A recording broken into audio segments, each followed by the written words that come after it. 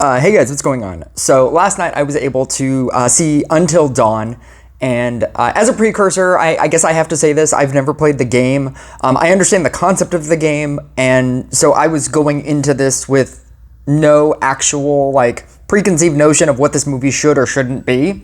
And I just love time loop movies, and this movie feels like a movie that if I talk about too much, I'll start to find reasons to hate it. Because I left the theater and I was saying, and I'll stick by this, I think that in terms of teen movies where, and this isn't every movie, but I'm specifically talking about like the lowest common denominator type teen movie where it's about teenagers that experience a thing that's supernatural and and you're just there to watch them get killed. And so what I used to call them, or what I started calling them, is Netflix horror movies. And there's a lot of them. There's like Polaroid is about like when you take a picture of the person, whatever prints out, that is the moment that they die, and then that's how they die. There was a movie called Countdown, where it's about an app that tells you when you're gonna die. So everybody starts downloading the app, and then they each, it counts down to the moment that they're gonna die in the movie. There was Tarot, which is also another Netflix movie. It's all of these movies that feel like they're gonna go straight to Netflix or straight to Hulu, or, it's a movie that comes out and you don't really care about. Truth or Dare was another one. They're playing Truth or Dare, and they have to either say the truth or do the dare, or else they die. And it's just it's just a bunch of teenagers that are like just faceless, nameless, like you'll never remember any of their names. You care about maybe one character, like whoever the main character is, that's obviously going to survive till the end. I'm talking about this type of movie. Like when I go to see Until Dawn, I'm not comparing it to, like Anora, right? I'm not comparing it to Lord of the Rings. I'm comparing it to other movies that are like it. And in terms of that scale, I think Until Dawn is the second best version of this type of movie. And if Cabin in the Woods is like the best version of this movie, of this type of movie, of this you just want to see teenagers die. It's just a bunch of nameless, faceless teenagers, and they encounter a thing, and they have to figure out lore in order to escape the thing, right? And it's just a bunch of teenage dialogue and, that type of movie. This is like the second best next to Cabin in the Woods. I think Cabin in the Woods is like very far above. And then, this movie, and then just everything else. Like there's not I don't think there's a third favorite for me. Maybe if I thought about it more, I could figure out some third best movie. And I wouldn't, I tried to look up on YouTube, on Google, movies like Tarot or movies like Countdown, and it lists a lot of movies that I wouldn't put in the same category. So my category is specifically like teenage characters that you will never remember. Maybe It Follows. I feel like It Follows is also very good. Maybe Cabin in the Woods, It Follows, and then this. There we go, I found one. Because It Follows is another one like this, where you don't really remember the characters' names. That's not really the point. The point is, what is the thing? And the thing is that, it's a sexually transmitted disease, and then once you have it, a thing just follows you until you die. That's basically the premise of, this. Or the premise of my category, right? In terms of this movie, I think it's very good. I think that there are jump scares in this movie because of course it has to have jump scares. I don't know, I guess It Follows doesn't really have jump scares, but this movie does have jump scares, and I think that the jump scares are good. Something that my friend told me a long time ago that stuck with me is that a movie is not good because it has jump scares, and that's why he hated them. If you leave the movie theater and you're like, oh, what did you think about that movie? And you're like, oh, it was so scary. I was jumping all the time. You have to think of why you were jumping. because if you started to list the reasons for why you jumped at those points, and you said, oh, it was so scary because like that cat meowed really loud, and you know that bird hit the window, and you know like that the friend came up behind the other friend and he was like, boo, you know, right? Like it would just start to sound stupid that's the reason why you thought that the movie was scary, because of the jump scares. But if the jump scares are actual scares, like they are creatures, they are things that are supposed to be scary, if that is the reason for the jump scare, like The Nun 2 is the perfect jump scare. It was in every trailer. There were some trailers that were just that scene. I don't know if you know what I'm talking about, but if you saw The Nun 2, the marketing at the time, you can look it up right now.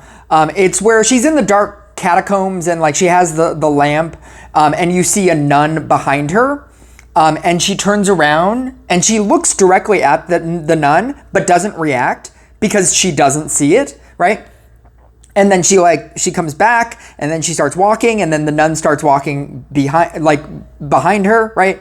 And then she turns around again, and then from like her left or something, like the nun like pops up, like a second nun pops out.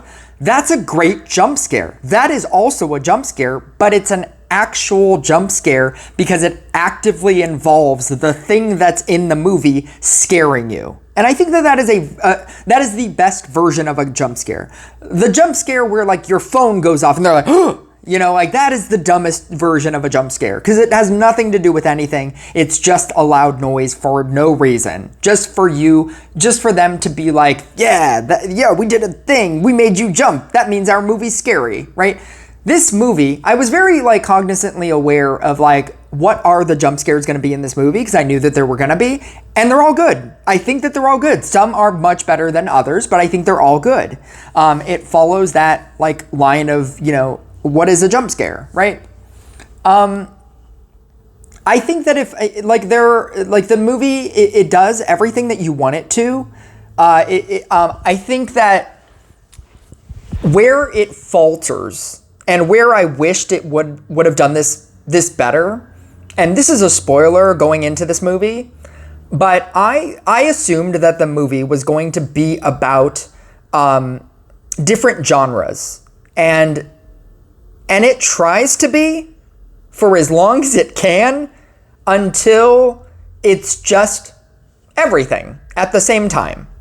So, when I went into this movie, I thought like they were gonna get killed by a slasher, and then they do. And then they're gonna get killed by like it was gonna become a creature feature, like it was gonna be like a werewolf type deal, or you know like some kind of creature was gonna come at them, and then they were gonna die like that, and then something else is gonna be the thing in the next when they wake up again, and then that thing is gonna be the thing, right?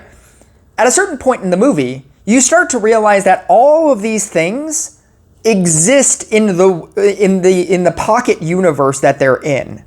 So at a certain point, when you're in a different genre, they also have the ability to get killed by something that was in a previous genre. So like they take the concept of like it keeps changing, but it doesn't. And I thought that was a really big mistake. I think that was an oversight. I think that if it focused on a singular thing and the genre of movie kept shifting to a different thing every time, I think that would have been a little bit stronger.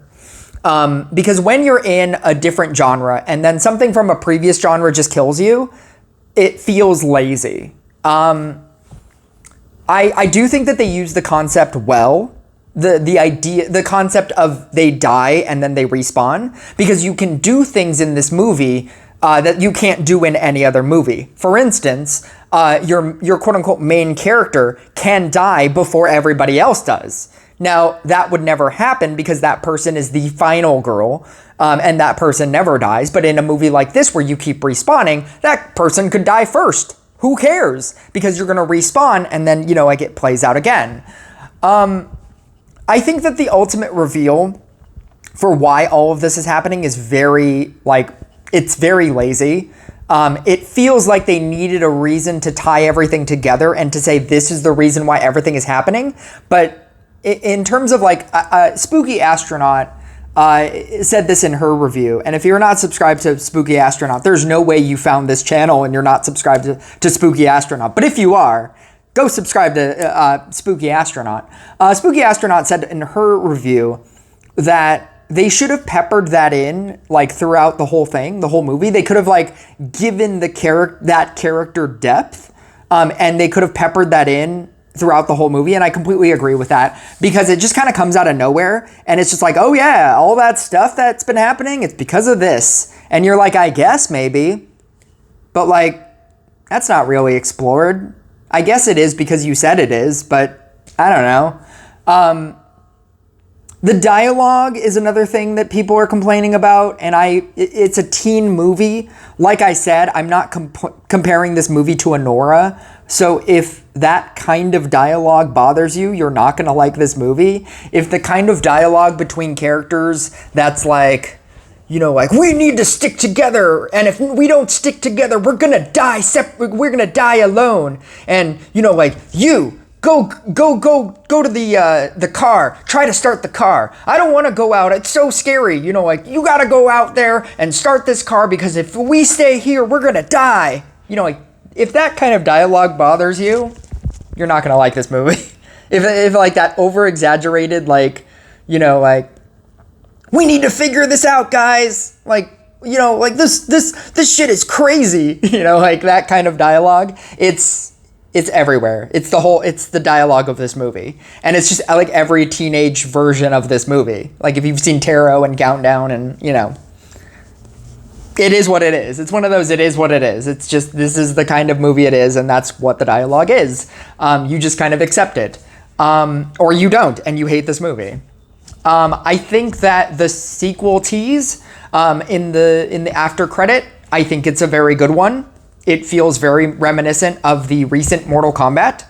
A lot of people like had some questions going into that first Mortal Kombat, and or the first the remake of that Mortal Kombat, and then they're like, "What? Stay tuned for the post credit. That movie that you wanted might be in the sequel if we get a sequel." And honestly, like if they get a sequel, I'd totally watch it. I liked this movie. I think that the like my favorite scene that solidified this movie for me is very reminiscent of Ready or Not. And if you know, you know. And if you don't know, go watch Ready or Not. That's a great movie as well. And they're coming out with a sequel to that. And I'm gonna totally watch that movie. Like there are so many movies that get random sequels. Like Escape Room got a sequel. And I saw that as well. And that overly explains like the first movie to a degree that I didn't really like. But I enjoyed watching it. I thought it was a fun movie. And I think that this is a fun movie. I don't think it's, you know, it's not the greatest movie, but I think it's up there. I think it's number 3 on the list of these kinds of movies. There are obviously much, much worse versions of this movie. Like it's... I guess you can list every slasher movie, I suppose, in this kind of category. But I think that if you're trying to compare it to all of the Jasons, all of the Freddys, all of the, you know, like all of that, all of the Scream movies, that's unfair. And I feel like that's a category of its own. So it's kind of just like a category where there's a gimmick. And the gimmick in this movie is that the house. And they go into a house and there's a time loop. And, you know, like, the genre keeps changing. There's a moment in this movie where, again, this is kind of a spoiler, where I feel like this movie is as long as it should be. If this movie went on for even a little bit longer, I would have started to dislike this movie. Because once you go through a couple of rotations, you have to question whether or not the rotations that you're doing, how many rotations can there possibly be? Now, if you've seen the trailer, there's a line where they say like, oh, nobody has spent more than 14 nights here. And if you did 13 rotations of this and made it a 3-hour Martin Scorsese epic horror movie, I don't think anybody would have liked that. Everybody would have hated that. And so the way they go from how many they do to, final try number 14, I thought that sequence was incredibly creative. I think a lot of people didn't like it because that feels like that portion of the movie feels like you're watching a better movie, or you're not watching a better movie. And I think that it was done perfectly. I'm not going to spoil it. I turned to my friends that I was watching it with, and I was like, "Oh my God, this is this thing. They're making fun of this thing," and like they didn't get it, and then they got it, and I was like, when I realized what they were doing, I was just like, it's so good. I think it was a really strong part of this movie, and it just worked, and I knew what I was going in for, and I got what I was going in for, and more. I think I got what I was going in for and more, as opposed to like watching those above movies like a Tarot, a Countdown, and a like all those kinds of movies. Those like, oh, this is going straight to Netflix. Oh, this is going straight to Hulu. Like those types of movies, I always leave and I'm just like, why did I watch that? Like I know what I'm going in for, and it's still bad, and I just don't care about any of these characters, and like the deaths are all cutaway gags. That's another like type of movie, a PG-13 version of a horror movie. It's probably easier to locate if you look up PG-13 horror movies, because there's a lot of those that are like this, that are like bad versions of this. And I feel like when you compare it on that scale, this is a very good movie. But yeah, that's how I felt about Until Dawn.